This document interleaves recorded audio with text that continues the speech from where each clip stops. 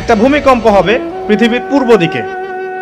পৃথিবীর পূর্ব দিক মানে এই যে ভারত, পাকিস্তান, বাংলাদেশ, শ্রীলঙ্কা, ইন্দোনেশিয়া, ঠিক আছে, এই সিঙ্গাপুর, এই যে কন্টিনেন্ট মালয়েশিয়া, এটা পৃথিবীর পূর্ব দিক।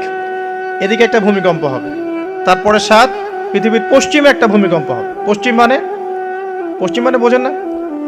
পশ্চিমা বিশ্ব না, সৌদি আরব না, পশ্চিমা বিশ্ব, ব্রিটেন, ফ্রান্স, জার্মানি, তারপরে যে রাশিয়ান কন্টিনেন্ট, হ্যাঁ, ইউক্রেন, এদিকে আপনার আমেরিকা, এই পুরো পশ্চিমা বিশ্ব, এখানে একটা ভূমিকম্প হবে বড়। এবং এগুলো এমন হবে যেগুলোতে ভূমি মাটিতে ধসে যাবে, মাটিতে ডুবে যাবে। ভূমিকম্প না, ভূমিধস। 8 পৃথিবীর মাঝখানে মধ্যপ্রাচ্যে একটা ভূমিকম্প হবে, যেখানে আমাদের সো কল্ড আমিরুল মুমিনিনরা থাকে, এদের এখানে একটা ভূমিকম্প হবে ইনশাআল্লাহ। আর 9 ইয়েমেন থেকে একটা আগুন বের হবে।